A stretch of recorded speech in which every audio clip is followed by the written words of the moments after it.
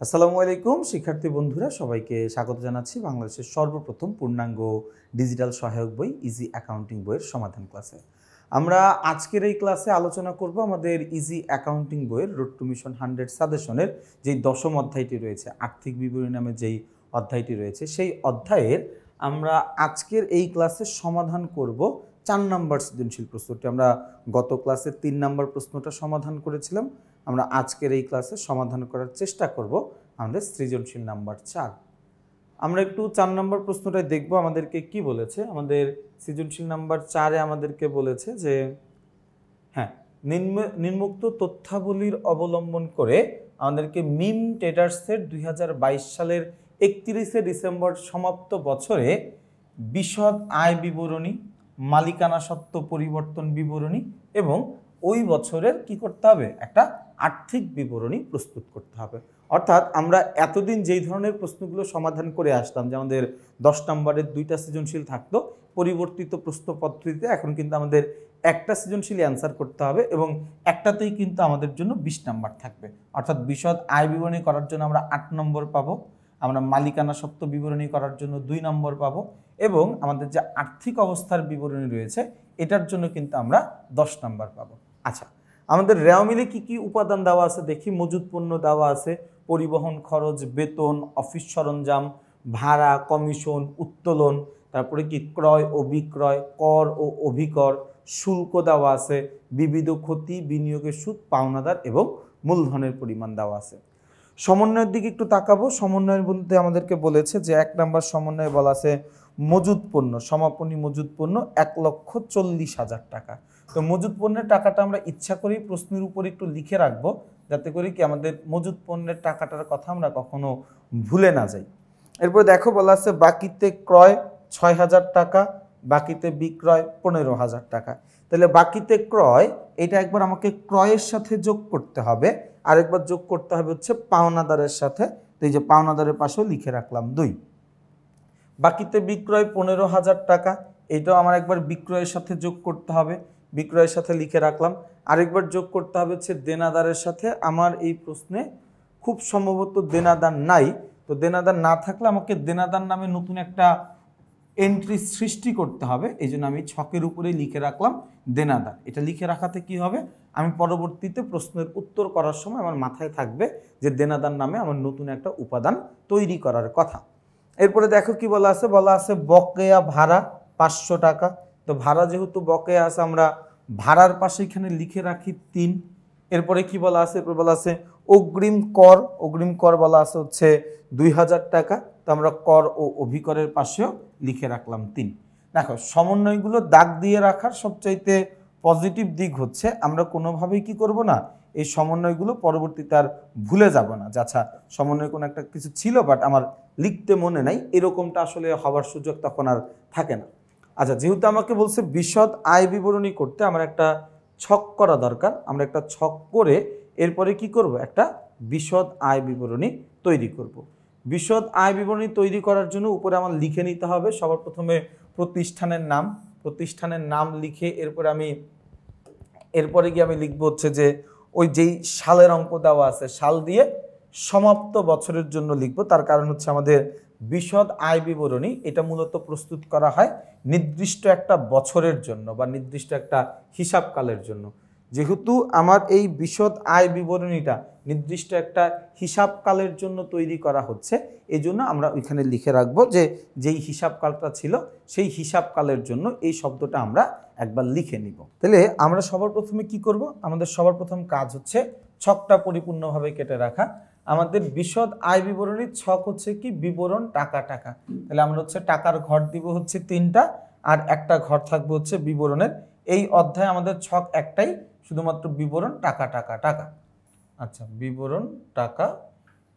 তাহলে এই ঘরটার নাম আমরা কি দিব, এই ঘরটার নাম দিব হচ্ছে বিবরণ। এই ঘরটার নাম কি হবে, টাকা। এই ঘরটার নামও হবে টাকা। এরপরে এই ঘরটার নামও কি হবে আমাদের জন্য, টাকা। ওকে, নিট মুনাফা বের করার প্রক্রিয়াটা কি ভাইয়া? বিশদ আয় বিবরণী মানেই তো আমার নিট মুনাফা বের করা দরকার, তাই না? নিট মুনাফা আমরা বের করব নিট বিক্রয়, নিট বিক্রয় থেকে বাদ দিব বিকৃত পণ্যের ব্যয়। তাহলে আমার বের হয়ে যাবে মোট মুনাফা।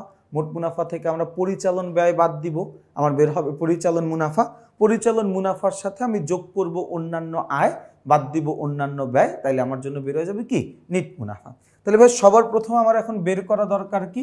সবার প্রথম আমার এখন বের করা দরকার হচ্ছে নিট বিক্রয়। এখন নিট বিক্রয় তো আমি চাইলেই বের করতে পারি না, তাই না? নিট বিক্রয় বের করার তো একটা প্রক্রিয়া আছে, একটা প্রসেস আছে। নিট বিক্রয় বের করার প্রক্রিয়াটা কি? আমি বিক্রয়ের সাথে যোগ করে দিব অলিখিত বিক্রয়, অর্থাৎ আমি বিক্রয় করছিলাম কিন্তু ওইটা আমি লিপিবদ্ধ করি নাই, ওইটা আমি যোগ করি নাই, তো ওইটা একবার যোগ করে দিতে হবে। এরপরে বিক্রয় ফেরত, বিক্রয় বাট্টা, মুনাফাবিহীন বিক্রয়, এই তিনটা জিনিস আমার বাদ দিয়ে দিতে হবে। তাহলে আমাদের প্রশ্নের দিকে যদি আমরা তাকাই, দেখো এই যে এই জায়গাটা আমার বিক্রয় দেওয়া আছে, তাই না? বিক্রয় কত টাকা দেওয়া আছে ভাইয়া? বিক্রয় একটা আয়, আয়টা আমরা ক্রেডিট পাশে পাবো। বিক্রয় দেওয়া আছে 3,25,000 টাকা। তো বিক্রয়ের সাথে যেহেতু আমার যোগ বিয়োগ করার মতো এলিমেন্ট আছে, এই কারণে আমরা বিক্রয়ের টাকাটা লিখতেছি কোন ঘরে? 2 নাম্বার টাকার ঘরে। যদি বিক্রয়ের সাথে আমার যোগ বিয়োগ করার মতো কোনো কিছু না থাকতো, অর্থাৎ যেই বিক্রয় দেওয়া আছে ওইটাই আমার জন্য নিট বিক্রয়, তাহলে টাকাটা আমরা লিখতাম 3 নাম্বার ঘরে। বিক্রয়ের সাথে কিছু সমন্বয় ছিল, বিক্রয়ের সাথে একটা সমন্বয় ছিল যে আমি 15,000 টাকার পণ্য বিক্রি করছি, কিন্তু ওইটা কি করি নাই? ওইটা আমি লিপিবদ্ধ করি নাই। তাহলে যেটা আমি লিপিবদ্ধ করি নাই ওইটা আমি লিপিবদ্ধ করে দিই। আমি এখানে লিখে দিই যোগ অলিখিত বিক্রয়। অলিখিত বিক্রয়। অলিখিত বিক্রয় কত টাকা? অলিখিত বিক্রয় হচ্ছে আমার 15,000 টাকা। ওকে, তাহলে বিক্রয়ের সাথে অলিখিত বিক্রয়টা আমাদের যোগ করতে হবে, তাই না? আচ্ছা, বিক্রয়ের সাথে অলিখিত বিক্রয়টা যোগ করব। যোগ করার পরে আমার অন্যান্য যা কিছু আছে, বিক্রয় ফেরত, বিক্রয় বাট্টা, মুনাফাবিহীন বিক্রয়, এই জিনিসগুলো আমার এখান থেকে বাদ দিতে হবে। কিন্তু এই তিনটা উপাদানের একটা উপাদানও আমার প্রশ্নে দেওয়া নেই। আরেকবার খেয়াল করো ভাইয়া, বিক্রয় ফেরত, বিক্রয় বাট্টা এবং মুনাফাবিহীন বিক্রয়। আচ্ছা, তো মুনাফাবিহীন বিক্রয় এই পর্যন্ত বাদ দিলে আমার নেট বিক্রয়ের পরিমাণ আসে। আমার প্রশ্নে ভাইয়া বাকি তিনটা উপাদানের একটা উপাদানও নাই। যেহেতু উপাদান নাই, এটা নিয়ে আর কোনো বাড়াবাড়ি করারও দরকার নাই। আমরা 3,25,000 যোগ হচ্ছে আমাদের 15,000, যোগ করলে কত হবে? 3,40,000 টাকা। এই 3,40,000 টাকার নাম হচ্ছে আমাদের জন্য নিট বিক্রয়। এই 3,40,000 টাকার নাম কি? নাম হচ্ছে নিট বিক্রয়। ওকে, এই পর্যন্ত আমাদের কথা শেষ, এই পর্যন্ত আমাদের নিট বিক্রয়ের কাজ শেষ। নিট বিক্রয় থেকে আমাদের বাদ দিতে হবে বিক্রিত পণ্যের ব্যয়। তো আমরা এখানে লিখে নিচ্ছি বাদ বিক্রিত পণ্যের ব্যয়, বাদ বিক্রিত পণ্যের ব্যয়। আচ্ছা, বিক্রয় থেকে আমরা বাদ দিব কি? বাদ দিব হচ্ছে বিক্রিত পণ্যের ব্যয়টা। বিক্রিত পণ্যের ব্যয় বের করার সূত্র কি? বিক্রিত পণ্যের ব্যয় বের করার সূত্র হচ্ছে প্রারম্ভিক মজুত পণ্য যোগ নিট ক্রয় যোগ সকল প্রকার প্রত্যক্ষ খরচ বাদ সমাপনী মজুত পণ্য। তাহলে এই যে আমি বললাম প্রারম্ভিক মজুত পণ্য, প্রারম্ভিক মানে কি? হিসাবকালের প্রথম দিন, তাই না? এই যে দেখো আমার প্রশ্নে মজুত পণ্য 1/1/2022 দেওয়া আছে কত? 30,000 টাকা। তাহলে আমরা একটু লিখে নেই মজুদ পণ্য 1/1/2022 কত টাকা ভাইয়া? এই কত টাকা? আমাদের মজুদ পণ্য দেওয়া আছে 30,000 টাকা। তাহলে এখানে আমরা একটু লিখে নিই মজুদ পণ্য 30,000 টাকা। 1 2 3 4 30,000 টাকা। ওকে, মজুদ পণ্যের সাথে আমাকে যোগ করতে হবে নিট ক্রয়। আমরা একটা ক্রয়ের পরিমাণ জানি। আমার প্রশ্নে ক্রয়ের পরিমাণ দেওয়া আছে কত টাকা ভাইয়া? আমার প্রশ্নে ক্রয়ের পরিমাণ দেওয়া আছে 2,60,000 টাকা। এই দেওয়া আছে কত টাকা? 2,60,000 টাকা। তাহলে আমরা এখানে একটু লিখে নিই আগে ক্রয় ভাইয়া। ক্রয়ের সাথে কিছু না কিছু আমার যোগ বিয়োগ করার মতো আছে। যেহেতু যোগ বিয়োগ করার মতো কিছু না কিছু আছে, এই জন্য এটাকে আমরা লিখলাম প্রথম ঘরে 2,60,000। যদি যোগ বিয়োগ করার মতো কিছু না থাকতো তাহলে আমরা এটাকে 2 নম্বর ঘরে লিখতাম। আচ্ছা, গেল, এটা ক্রয় লিখলাম। ক্রয়ের সাথে একটা সমন্বয় ছিল কি? সমন্বয় ছিল হচ্ছে আমি বাকিতে ক্রয় করছিলাম 6,000 টাকা, যেটা লিপিবদ্ধ করি নাই, অর্থাৎ অলিখিত ক্রয় ছিল একটা। তাহলে এখানে লিখে নিলাম আমি অলিখিত ক্রয়। আচ্ছা, অলিখিত ক্রয়। অলিখিত ক্রয় কত টাকা দেওয়া আছে আমার প্রশ্নে? আমার প্রশ্নে অলিখিত ক্রয় দেওয়া আছে 6,000 টাকা। তাহলে আমরা এখানে লিখলাম 6,000। আচ্ছা, এই অলিখিত ক্রয় যোগ করার পরে আমাকে বাদ দিতে হবে ক্রয় ফেরত, ক্রয় বাট্টা, বিনামূল্যে পণ্য বিতরণ, পণ্য উত্তোলন, মালিক কর্তৃক পণ্য উত্তোলন, মুনাফাবিহীন বিক্রয়। আমরা একটু খোঁজার চেষ্টা করব আর কোনো কিছু কি আমার প্রশ্নে দেওয়া আছে কিনা। খেয়াল করে দেখো যে আমার এই প্রশ্নে এই ক্রয় বের করার জন্য, নিট ক্রয় বের করার জন্য আর যে সকল উপাদানগুলো দরকার, এই উপাদানগুলোর একটা উপাদানও কিন্তু দেওয়া নাই। কি কি দরকার? ক্রয় ফেরত, ক্রয় বাট্টা, বিনামূল্যে পণ্য বিতরণ, মালিক কর্তৃক পণ্য উত্তোলন এবং মুনাফাবিহীন বিক্রয়। এই জিনিসগুলোর একটা জিনিসও আমার এই প্রশ্নে দেওয়া নাই বলে আমি আর লিখতে পারতেছি না, যেটা ছিল সেটাই যোগ করে দিব। 2,60,000 টাকার সাথে 6,000 টাকা যোগ করলে 2,66,000 টাকা। ওকে, ভালো কথা, আমি এখানে লিখে নিলাম 2,66,000 টাকা। এই যে 2,66,000 টাকা আমি লিখলাম, এটার নাম কি? এটার নাম হচ্ছে আমার জন্য নিট ক্রয়। নিট ক্রয়। ওকে, ভালো কথা। এই নিট ক্রয়ের সাথে আমাকে যোগ করতে হবে সকল প্রকার প্রত্যক্ষ খরচগুলো। কোনগুলো? সকল প্রকার প্রত্যক্ষ খরচগুলো। তাহলে আমরা একটু খুঁজবো যে আমাদের এই প্রশ্নে প্রত্যক্ষ খরচ কি কি দেওয়া আছে। আমরা একটু খুঁজে দেখব যে আমাদের এই প্রশ্নটায় কি কি প্রত্যক্ষ খরচ দেওয়া আছে, তাই না? একদম যদি প্রথম থেকে আমরা আসি, পরিবহন, এটা একটা প্রত্যক্ষ খরচ। মনে রাখবা, বিক্রয় পরিবহন বাদে সকল প্রকার পরিবহন হচ্ছে আমাদের জন্য প্রত্যক্ষ খরচ। বিক্রয় পরিবহন ছাড়া সকল প্রকারের পরিবহন কি আমার জন্য প্রত্যক্ষ খরচ। তাহলে পরিবহন দেওয়া আছে কত টাকা? 15,000 টাকা। আমরা এখানে লিখে নেই তাইলে পরিবহন কত টাকা দেওয়া আছে ভাইয়া? 15,000 টাকা। তাহলে এই যেহেতু পরিবহনের সাথে আর যোগ বিয়োগ করার মতো কিছু নাই, এই জন্য পরিবহনের টাকাটাকে আমরা লিখলাম কি 2 নম্বর ঘরে। যদি যোগ বিয়োগ করার মতো কিছু থাকতো তাহলে আমরা প্রথম ঘরে লিখতাম। পরিবহনের পরে আমরা চলে যাব হচ্ছে আমাদের এরপরে প্রত্যক্ষ খরচ কি আছে? শুল্ক। শুল্কের ক্ষেত্রে মনে রাখবা, রপ্তানি শুল্ক ছাড়া সকল ধরনের শুল্ক হচ্ছে আমার জন্য একটা প্রত্যক্ষ খরচ। তাহলে শুল্ক কত টাকা ভাইয়া? শুল্ক হচ্ছে আমার এখানে 4,000 টাকা। তাহলে এখানে আমরা লিখি শুল্ক কত টাকা? 4,000 টাকা। এখন তোমাদের যে জায়গাটা ঝামেলা হইতে পারে সেটা হচ্ছে কোনটা আমাদের জন্য প্রত্যক্ষ খরচ, কোনটা আমাদের জন্য পরিচালন খরচ, এইটা বোঝা নিয়ে তোমাদের মধ্যে একটু ঝামেলা হইতে পারে। তো এইগুলো নিয়ে একদমই চিন্তা করার খুব একটা কারণ নাই, তার কারণ আমাদের এই ইজি অ্যাকাউন্টিং বইয়ের যেই বেসিকের সেকশনটা আছে ওইখানে আমি এই সব সম্পর্কিত বেসিক আলোচনা অনেক করেছি। ওই বেসিকের ক্লাসগুলো করলে তোমার আর ওই প্রত্যক্ষ খরচ বা পরিচালন খরচ অর্থাৎ যেই এলিমেন্টগুলো আছে এগুলো আইডেন্টিফাই করার ক্ষেত্রে খুব একটা অসুবিধা তোমার হবে না। আচ্ছা, তাহলে প্রত্যক্ষ খরচ কিন্তু আমাদের এই প্রশ্নটার মধ্যে আর কোনো প্রত্যক্ষ খরচ নাই। তাহলে আমার কাজ কি ছিল? আমার কাজ ছিল হচ্ছে প্রারম্ভিক মজুত পণ্যের সাথে নিট ক্রয় যোগ করব, তারপরে সকল প্রকার প্রত্যক্ষ খরচগুলো যোগ করে ওই জায়গা থেকে আমি সমাপনী মজুত পণ্যটা বাদ দিয়ে দিব।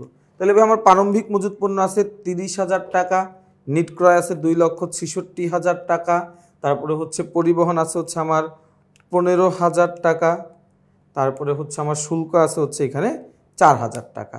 সবগুলো যদি যোগ করি তাহলে এখানে আমার আসে হচ্ছে 3,15,000 টাকা। এই 3,15,000 টাকা থেকে আমাকে বাদ দিতে হবে সমাপনী মজুদ পণ্য। আচ্ছা, আমার প্রশ্নের সমাপনী মজুদ পণ্য দেওয়া ছিল কত টাকা? সমাপনী মজুদ পণ্য বলে দিচ্ছে হচ্ছে 1,40,000 টাকা। আমরা যেন ভুলে না যাই এজন্য আমরা আলাদা করেও লিখে রাখছিলাম 1,40,000 টাকা। তাহলে আমি এই জায়গা থেকে বাদ দিব 1,40,000। তাহলে 3,15,000 থেকে আমি যদি 1,40,000 টাকা বাদ দেই তাহলে আমার থাকতেছে কত? থাকতেছে হচ্ছে 1,75,000 টাকা। এই 1,75,000 টাকার নাম হচ্ছে বিক্রিত পণ্যের ব্যয়। এই 1,75,000 টাকা, এটার নাম কি ভাই? এটার নাম হচ্ছে বিক্রিত পণ্যের ব্যয়। আমার কাজ হচ্ছে নিট বিক্রয় থেকে বিক্রিত পণ্যের ব্যয়টা বাদ দেওয়া। আমার কাজ কি? নিট বিক্রয় থেকে বিক্রিত পণ্যের ব্যয়টা বাদ দিয়ে দেওয়া।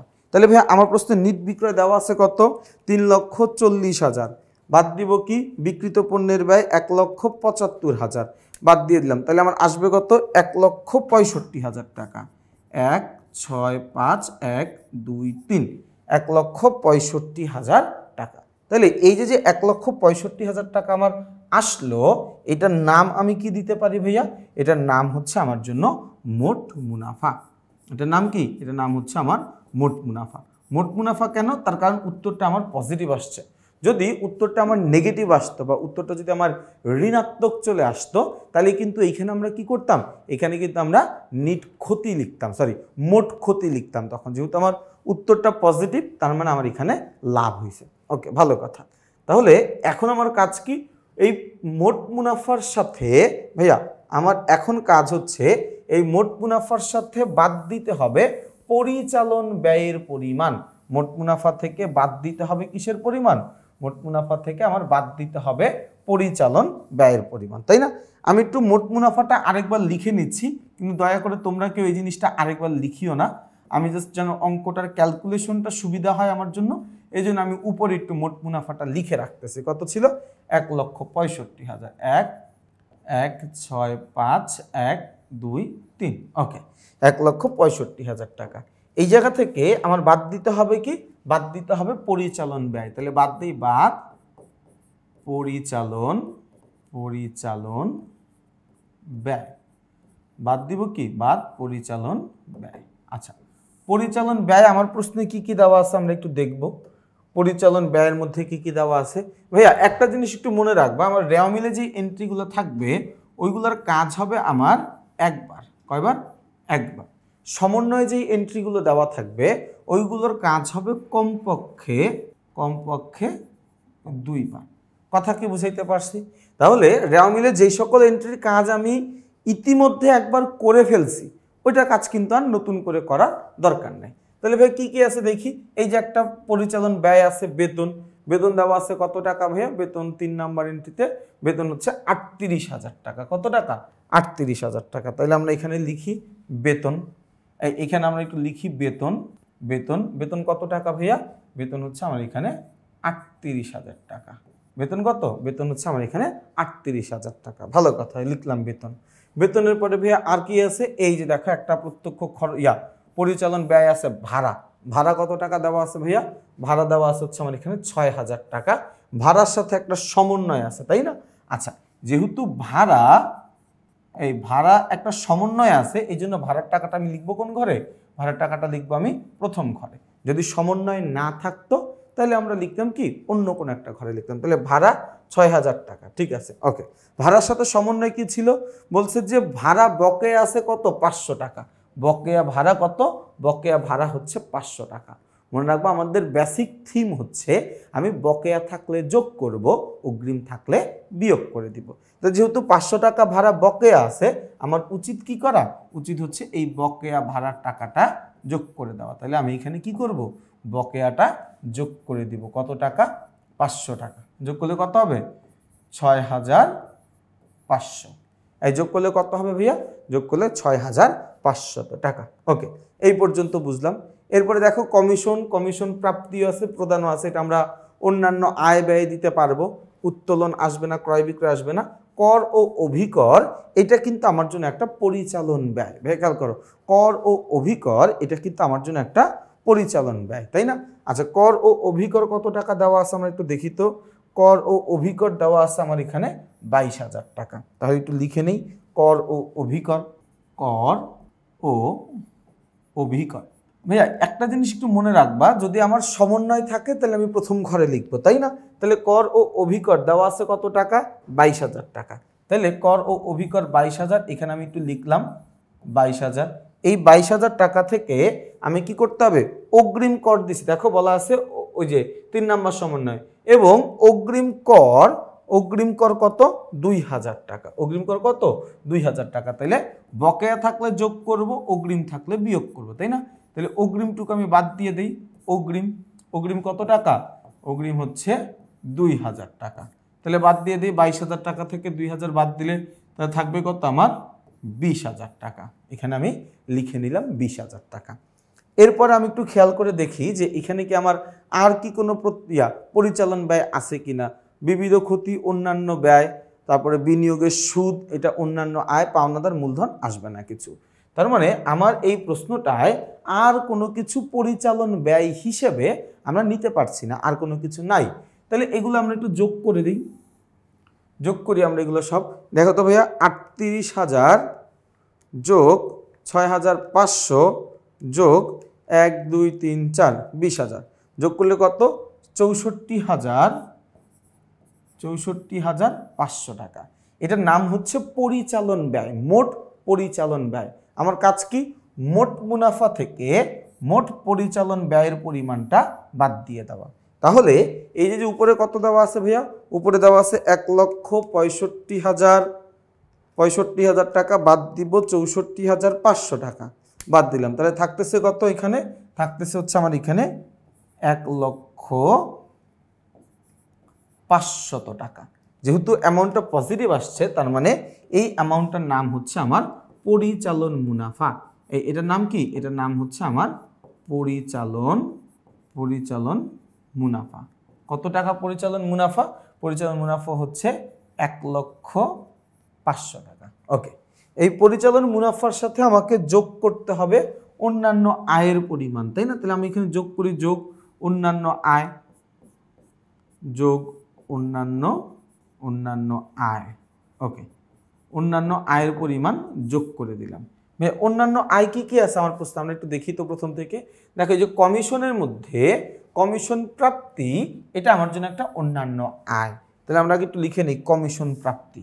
হ্যাঁ, আমরা আগে একটু লিখে নেই কি কমিশন প্রাপ্তি, তাই না? ওকে, কমিশন প্রাপ্তি কত টাকা কমিশন প্রাপ্তি ছিল? 18,000 টাকা। তাহলে কমিশন প্রাপ্তি এই যে প্রথম দ্বিতীয় ঘরে লিখলাম, যেহেতু যোগ বিয়োগ করার মতো কিছু নাই, 18,000 টাকা। ভালো কথা, লিখলাম এটা আমরা। এরপরে দেখো বিনিয়োগের সুদ, বিনিয়োগের সুদ কত ভাইয়া? বিনিয়োগের সুদ হচ্ছে এখানে 30,000 টাকা। ভাইয়া বিনিয়োগের সুদ কত? বিনিয়োগের সুদ হচ্ছে আমার এখানে 30,000 টাকা। এই বিনিয়োগের সুদটাও কি আমার জন্য একটা অন্যান্য আয়, তাই না? তাহলে বিনিয়োগের সুদ 30,000, আমরা একটু লিখে নেই এখানে। অন্যান্য আয়ের মধ্যে লিখব বিনিয়োগের সুদ কত টাকা? 30,000। 1 2 3 4, 30,000। ওকে, আচ্ছা, আর কিন্তু কোনো অন্যান্য আয় আমার প্রশ্নে আপাতত দেখা যাচ্ছে না, এজন্য আমি আর কোনো আয় লিখতে পারতেছি না, এজন্য এটা যোগ করে দিব। 30,000 আর 18,000 যোগ করলে কত? 48,000 টাকা। এটা কি করতে হবে? যোগ করতে হবে। তাহলে 1,05,000 সাথে আমরা যোগ করব কত? 48,000। তাহলে 1,48,500 টাকা। 1,48,500 টাকা, তাই না?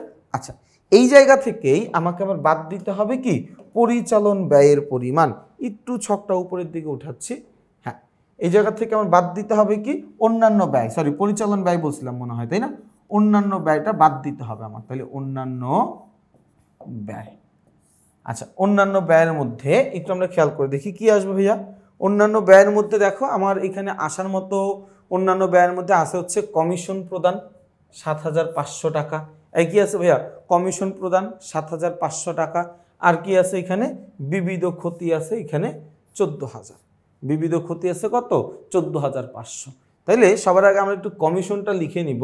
কমিশন কত টাকা? 7,500 টাকা। 7,500 টাকা। তাহলে কমিশন প্রদান, এই কমিশন প্রদান কত টাকা? 7,500 টাকা। ওকে, এরপরে কি দিছি ভাইয়া? এরপর হচ্ছে বিবিধ ক্ষতি। বিবিধ ক্ষতি কত টাকা ভাইয়া? এই যে দেখো বিবিধ ক্ষতি দেওয়া আছে হচ্ছে আমার এখানে, হ্যাঁ, 14,500 টাকা। তাহলে বিবিধ ক্ষতি একটু লিখে ফেলি, 14,500। তাহলে 7,500 যোগ 14,500 দুটো যোগ করলে আসে হচ্ছে 22,000।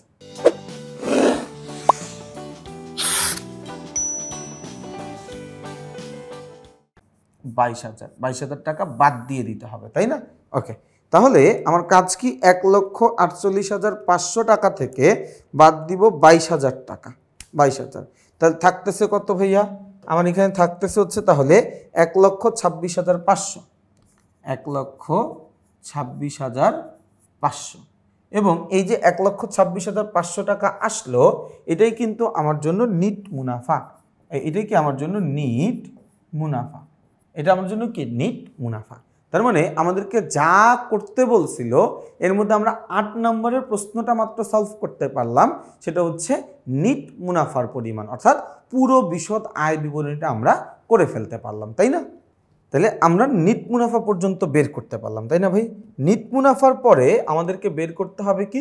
বের করতে হবে হচ্ছে মালিকানা সত্ত্ব পরিবর্তন বিবরণী। আমরা এই ছকটাই ব্যবহার করব, আমরা নতুন করে আর ছক কাটবো না, জাস্ট লেখাগুলো মুছে আমাদের মালিকানা সত্ত্ব বিবরণীর জন্য যা কিছু দরকার ওই এলিমেন্টগুলো আমরা এখানে নিয়ে আসার চেষ্টা করব। ভাইয়া মালিকানা সত্ত্ব বের করব। মালিকানা সত্ত্ব বের করা মানে কি? মালিকের অংশটুকু বের করা। আমার প্রতিষ্ঠানের মোট সম্পত্তির উপরে মালিকের কতটুকু অধিকার, মালিকের কতটুকু দাবি, এই জিনিসটা আমি ক্যালকুলেশন করব, তাই না? আচ্ছা, মালিকানা সত্ত্ব বের করা একদম বেসিক রুলসটা আমি বলে দেই। যদি সাধারণ সঞ্চিতি থাকে আমরা সবার আগে সাধারণ সঞ্চিতিটা লিখে ফেলবো, যদি থাকে তাইলে। যদি সাধারণ সঞ্চিতি না থাকে মূলধন, মূলধনের সাথে যোগ করব মোট নিট মুনাফা, যদি নিট ক্ষতি হয় তাহলে নিট ক্ষতিটা আমি বিয়োগ করে দিব। এরপরে কাজ কি? উত্তোলন থাকলে উত্তোলন বিয়োগ করব, মূলধনের সুদ থাকলে যোগ করব, উত্তোলনের সুদ থাকলে বিয়োগ করে দিব। একদম সহজ হিসাব। তাহলে আমরা যদি আমাদের প্রশ্নের দিকে তাকাই, দেখো আমাদের প্রশ্নে একটা মূলধন দেওয়া আছে, তাই না? আচ্ছা, আমাদের প্রশ্নে মূলধন দেওয়া আছে কত টাকা ভাইয়া? মূলধন দেওয়া আছে হচ্ছে 1,50,000 টাকা। ভালো কথা, তাহলে আমরা এখানে মূলধন লিখে নিই। মূলধন আচ্ছা, মূলধন কত টাকা ভাইয়া? 1,50,000। আমরা প্রথম দ্বিতীয় ঘরে লিখব 1,50,000 টাকা। লিখলাম এটা, আমরা এটা লিখলাম। এরপরে মূলধনের সাথে যোগ করতে হবে নিট মুনাফা। নিট মুনাফা কত বের করছিলাম? 1,26,500 টাকা। কত টাকা? 1,26,500 টাকা। তাহলে আমরা এটা লিখে নিই, যোগ নিট মুনাফা। আমরা এটা যোগ করে নিই, যোগ নিট মুনাফা। নিট মুনাফা কত টাকা ভাইয়া? 1,26,500 টাকা। ভালো কথা, তাহলে যোগ করি ভাইয়া 1,50,000 যোগ 1,26,500 যোগ করলে তাহলে এখানে আসে কত ভাইয়া? আসে হচ্ছে এখানে 2,76,500 টাকা। 2,76,500। এই 2,76,500 টাকা থেকে আমাকে বাদ দিতে হবে উত্তোলনের পরিমাণ। এই যে দেখো উত্তোলন এক চিপায় পড়ে আছে, দেখছো? উত্তোলন দেওয়া আছে কত টাকা ভাইয়া? উত্তোলন দেওয়া আছে এখানে, এই যে দেখো উত্তোলন দেওয়া আছে এখানে কত টাকা? 15,000 টাকা। তাহলে আমরা উত্তোলনটাও লিখে ফেলবো, বাদ উত্তোলন 15,000 টাকা। বাদ উত্তোলন কত টাকা? 15,000 টাকা। 1 2 3 15,000 টাকা। ওকে, তাহলে এই 1,76,500 বাদ দিব কত? 15,000। তাহলে থাকবে কত? 2,61,500। আচ্ছা, আর তো কিছু নাই, তাই না? তাহলে আমরা একবার 3 নম্বর ঘরে লিখে দিতে পারি 2,61,500 টাকা। ভাই কত টাকা? 2,61,500 টাকা। এবং এই যে 2,61,500 টাকা আসছে, এটার নাম হচ্ছে কি আমার জন্য? সমাপনী মালিকানা সত্ত্ব। সমাপনী মালিকানা সত্ত্ব। সমাপনী মালিকানা সত্ত্ব কত? 2,61,500 টাকা। তাহলে ভাই আমাদের খ নাম্বারে বা 2 নম্বরে যে প্রশ্নটা আসবে ওইটা আমরা সমাধান করে ফেললাম। এটার জন্য আসলে আমরা বোর্ড পরীক্ষাতে 2 নম্বর পাবো, তাই না? আচ্ছা, এরপরে আমাদের সবচেয়ে ইম্পর্টেন্ট যে অঙ্কটা আমাদের করতে হবে সেটা হচ্ছে আমাদেরকে একটা আর্থিক অবস্থার বিবরণী করতে হবে। তো আমরা আর্থিক অবস্থার বিবরণী করব। আর্থিক অবস্থার বিবরণী তো আমাদের কাছে খুব একটা কঠিন কিছু না, তাই না? আর্থিক অবস্থার বিবরণী মানে কি? আমাকে মোট সম্পত্তির পরিমাণ বের করতে হবে, এরপরে হচ্ছে মোট দায় ও মালিকানা সত্ত্বের পরিমাণ বের করতে হবে। আচ্ছা, তাহলে আমরা সবার আগে একটা হেডিং দিয়ে নেই, সম্পদ সমূহ। ওকে, সম্পদ সমূহ লিখে সবার আগে লিখতে হবে কি? চলতি সম্পদ। কি লিখতে হবে ভাইয়া? চলতি সম্পদ। এই লিখতে হবে কি? চলতি সম্পদ, তাই না? ওকে, ভালো কথা। চলতি সম্পত্তি আমার প্রশ্নে কি কি আছে?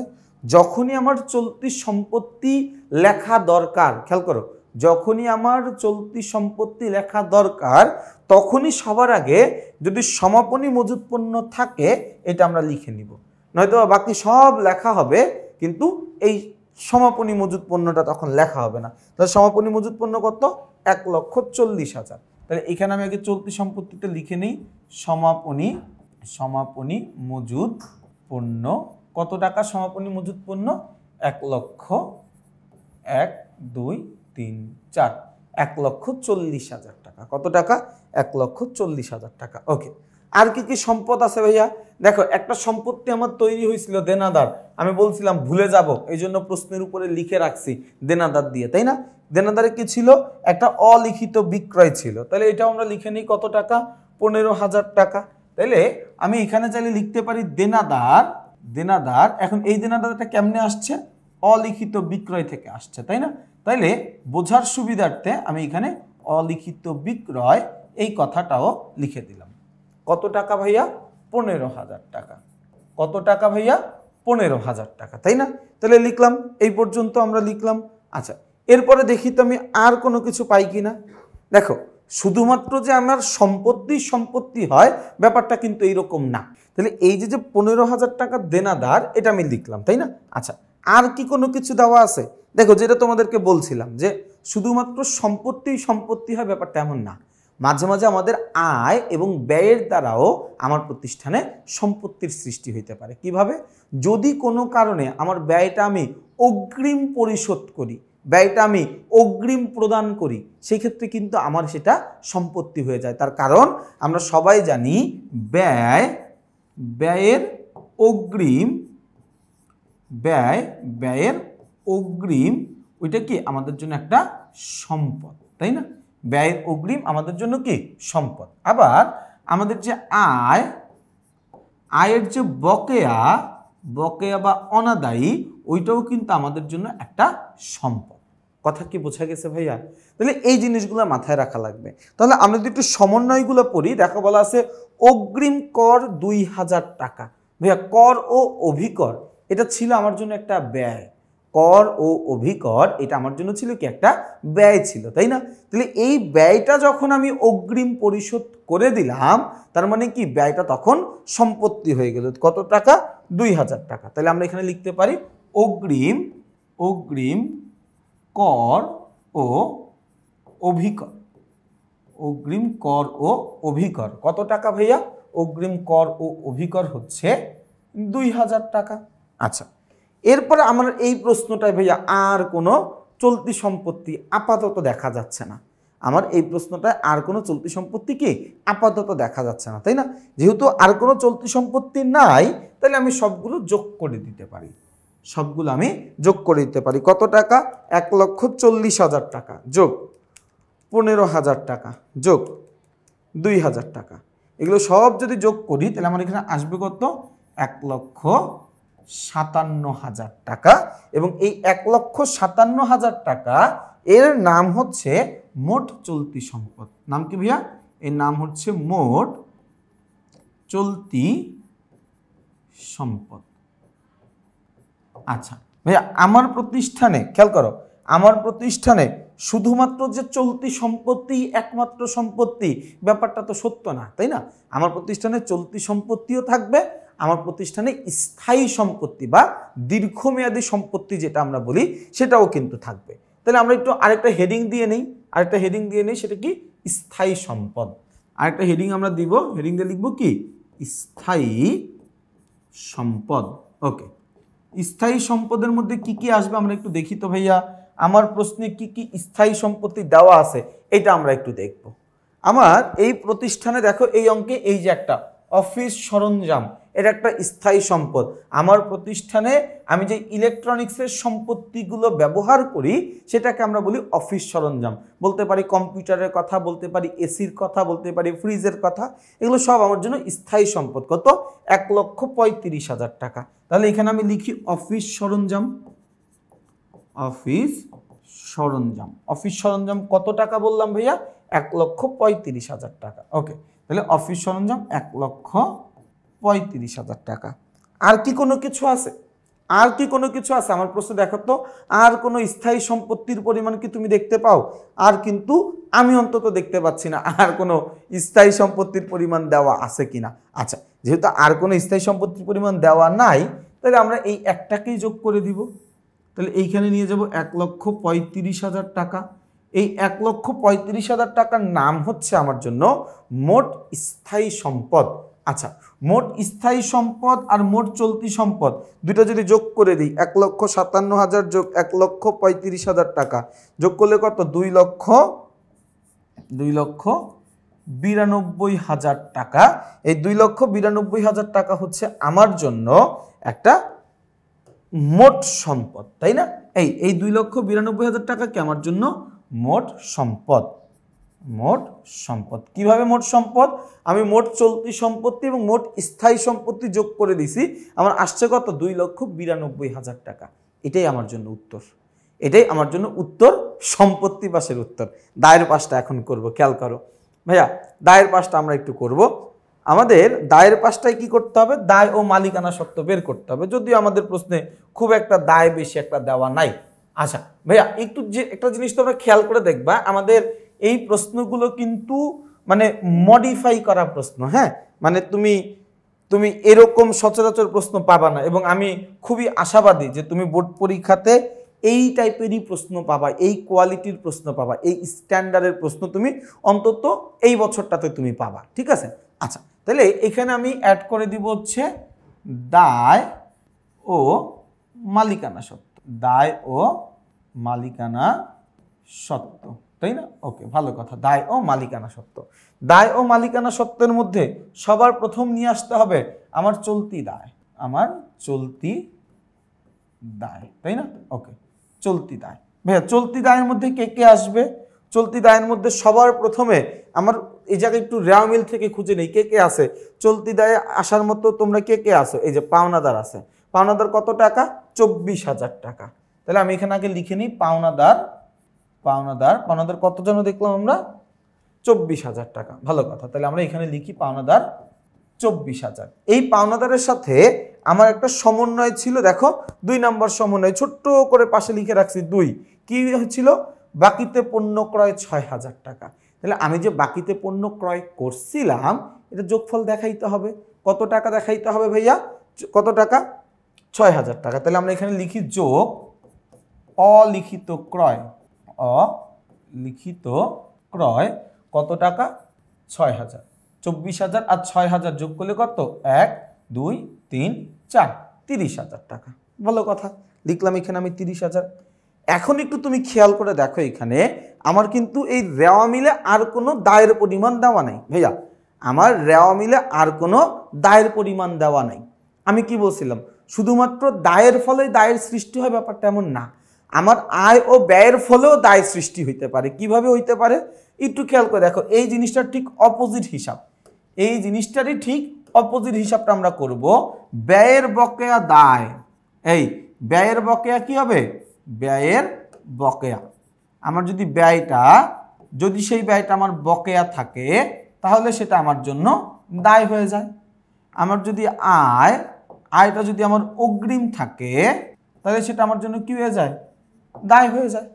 কথা তো পরিষ্কার নাকি? এই কথাটা তো পরিষ্কার। তার মানে এখন আমার কাজ হচ্ছে আমি সমন্বয়ের মধ্যে একটু খোঁজার চেষ্টা করব, আমার সমন্বয়ে কোনো বকেয়া অগ্রিম কোনো কাহিনী আছে কিনা। আমরা মজুদ পণ্যের কাজ করে ফেলছি, ক্রয় বিক্রয়ের কাজ 2 বার করা হয়ে গেছে, অগ্রিম হচ্ছে করের কাজ করা হয়ে গেছে। আমার বকেয়া ভাড়া, দেখো ভাড়া একটা ব্যয়, ভাড়া এটা একটা ব্যয়। ব্যয় যদি আমার বকেয়া থাকে, সেটা আমার জন্য দায় হয়ে যায়, তাই না? তাহলে ব্যয়ের বকেয়া একটা দায়, ব্যয়ের বকেয়া একটা দায়। তাহলে বকেয়া ভাড়া কত টাকা? 500 টাকা। বকেয়া ভাড়া কত টাকা? 500 টাকা। 500 টাকা। তাহলে যদি এখন যোগ করে দিই, তাহলে 30,500। আমার এই প্রশ্নে ভাইয়া, আমার এই প্রশ্নে কি কোনো ধরনের কোনো দীর্ঘমেয়াদী দায়ের পরিমাণ দেওয়া আছে? আমার এই প্রশ্নে কোনো ধরনের কোনো দীর্ঘমেয়াদী দায়ের পরিমাণ বলা নাই। তাইলে এই যে অ্যামাউন্টটা বের হইল, ওর নামই হচ্ছে মোট চলতি দায়। মোট চলতি দায়, ওর নামই হচ্ছে আমার জন্য মোট দায়। কারণ ভাই আমার প্রশ্নে তো দীর্ঘমেয়াদী দায়ের পরিমাণ দেওয়া নাই। যদি দীর্ঘমেয়াদী দায়ের পরিমাণ আমার প্রশ্নে দেওয়া না থাকে, আমি কোথায় পাবো? আমার তো পাওয়ার কোনো সুযোগ নাই। তো যেহেতু দেওয়া নাই, এই জন্য ওইটা আমি লিখি নাই। তো এটাই আমার জন্য মোট দায়। তাহলে মোট দায়ের সাথে আমাকে যোগ করতে হবে কি? মালিকানা সত্ত্ব, তাই না? মালিকানা সত্ত্ব আমরা বের করছিলাম, আমরা জাস্ট উত্তরটা লিখে দিব এখানে। মালিকানা সত্ত্বের সমাপনী জের। ভাই মালিকানা সত্ত্বের সমাপনী জের আমি বের করছিলাম, তাই না? বের করছিলাম, কত বের করছিলাম? এই যে কই গেল মালিকানা সত্ত্বের সমাপনী জের, হ্যাঁ এই তো বের করছিলাম, মালিকানা সত্ত্বের সমাপনী জের 2,61,500 টাকা। তাহলে 2,61,500 এই যে লিখে দিব এখানে 2,61,500 টাকা। ভালো কথা। তাহলে এখন আমরা যদি যোগ করে দেই এখানে, এই যোগ করে দেই 30,500 যোগ 2,61,500 টাকা, যোগ করলে কত আসবে? যোগ করলে আসবে হচ্ছে এখানে, এই যোগ করলে আসবে এখানে কত? 2,92,000 টাকা, 2,92,000 টাকা। এবং এটার নাম হচ্ছে মোট দায় ও মালিকানা সত্ত্ব। এটার নাম কি? মোট দায় ও মালিকানা সত্ত্ব। তাহলে ভাই আমার মোট দায় ও মালিকানা সত্ত্ব 2,92,000, মোট সম্পত্তিও কত? 2,92,000। দুই পাশ মিলে গেছে, তার মানে আমাদের অঙ্কটা পরিপূর্ণভাবে হয়ে গেছে। দুই পাশ মিলে গেছে মানে কি আমাদের অঙ্কটা পরিপূর্ণভাবে হয়ে গেছে। আচ্ছা, অঙ্কটা তো আমরা করলাম, আসলে একটু তোমাদেরকে উত্তরগুলো দেখায় দেই যে আমরা এই পর্যন্ত যা কিছু করছি সব কিছুকে আমরা ঠিক করছি কিনা। সবার প্রথমে আমরা চলে আসব হচ্ছে আমরা বিশদ আয় বিবরণী করছি। বিশদ আয় বিবরণী আমরা মোট মুনাফা বের করছি। মোট মুনাফা বের হয়েছে কত? 1,65,000 টাকা। আমরা একটু দেখি তো আমরা যে করলাম ওইখানেও মোট মুনাফা কি 1,65,000 আসছে? ভাইয়া তোমরা নিজেরাই একটু বলো, আসছে নাকি আসে নাই? সর্বোচ্চ চেষ্টা করেছি যত ভালোভাবে তোমাদেরকে বোঝানো যায়।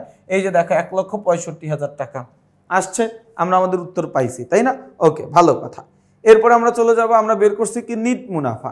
নিট মুনাফা কত বের হয়েছে আমাদের ভাইয়া? নিট মুনাফা আমাদের বের হয়েছে 1 লক্ষ, মানে উত্তরে আছে 1,26,500 টাকা। আমরা একটু আমাদের কাহিনী দেখি, আমরা জীবনে কি করলাম। হেই আমরা কি করলাম এটা আমি একটু দেখি। আচ্ছা আমরা কি করছি এটা একটু দেখি। এই যে দেখো আমরাও বের করছি, আমাদের কত আসছে? 1,26,500 টাকাই কিন্তু আসছে, তাই না? আচ্ছা, এরপর আমরা চলে যাব মালিকানা সত্ত্ব বিবরণী। বইতে দেখো মালিকানা সত্ত্ব বিবরণী উত্তর কত? 2,61,500 টাকা। 2,61,500 টাকা। দেখি তো ভাইয়া কত আসছে। এই যে দেখো ভাইয়া 2,61,500 টাকা। 2,61,500 টাকাই কিন্তু আসছে, তাই না? আচ্ছা, এরপরে আমরা চলে যাব, এরপর আমরা চলে গিয়ে দেখব আর্থিক অবস্থার বিবরণীতে মোট সম্পত্তির পাশের যোগফল কত আসছে। মোট সম্পত্তির পাশের যোগফল 2,92,000 টাকা। আমরা একটু দেখি তো আমরা কি করছি। এই দেখো আমাদেরও কত আসছে? 2,92,000 টাকা, তাই না? আচ্ছা, এরপর দেখি মোট দায়ের পাশের যোগফল কত আসছে ভাইয়া। এই যে মোট দায় ও মালিকানা সত্ত্বের যোগফল আসছে কত? 2,92,000। আমরাও যা করছি এটাই কিন্তু আসছে 2,92,000 টাকা। তার মানে দেখো আমরা যা কিছু করলাম ঠিকই করেছি। হ্যাঁ, তোমাদের কাছে ক্লাসটা একটু লম্বা মনে হতে পারে, কারো কারো কাছে যারা আলহামদুলিল্লাহ হিসাব বিজ্ঞানে মোটামুটি ভালো আছো তোমাদের কাছে মনে হইতে পারে ভাইয়া এত ডিটেলস তো বোঝানোর দরকার ছিল না, বা আপনার তো বোর্ডে করার দরকার ছিল না, আপনি উত্তর দেখায় আমাদেরকে করে দিতেন। এটা করা যাইতো, এটা করলে হয়তো বা আমারও কিছুটা উপকার হইতো, সময় বেঁচে যাইতো। বাট এতে করে কিছু মানুষের কিছুটা সমস্যা হইতো, যারা আসলে আমরা হিসাব বিজ্ঞানটা একটু কম বুঝি বা কম পারি, তাদের জন্য এটা একটু ঝামেলা হইতো। এই জন্য আমি এটা চাইছি যে ভাই আমরা যারা হিসাব বিজ্ঞান পারি, যারা এই অধ্যায়টা পারি, দশম অধ্যায়, এটা আমাদের জন্য একটা গলার কাটা, এটা আমরা নির্দ্বিধায় সবাই স্বীকার করি, তাই না? তো আমরা যারা মোটামুটি পারি তাদের নিয়ে তেমন কোনো ঝামেলা নেই। যারা একদমই পারি না তারাও যেন এই 20টা নাম্বার অ্যান্সার করতে পারে, তারাও যেন হিসাব বিজ্ঞানে একটা ভালো রেজাল্ট করতে পারে। এই জন্য আমি অনেক বেশি সময় লাগলেও একদম পরিপূর্ণভাবে তোমাদেরকে বোঝানোর চেষ্টা করেছি। তাহলে ভাইয়া যারা যারা ক্লাসটা মনোযোগ দিয়ে করলা তোমাদের সবাইকে অনেক অনেক অনেক ধন্যবাদ। ইনশাআল্লাহ তোমাদের সবার সাথে আমার পরবর্তী পর্বে আবার দেখা হবে। সেই পর্যন্ত সবাই ভালো থাকবা, সুস্থ থাকবা, আমার জন্য বেশি বেশি করে দোয়া করবা। আসসালামু আলাইকুম।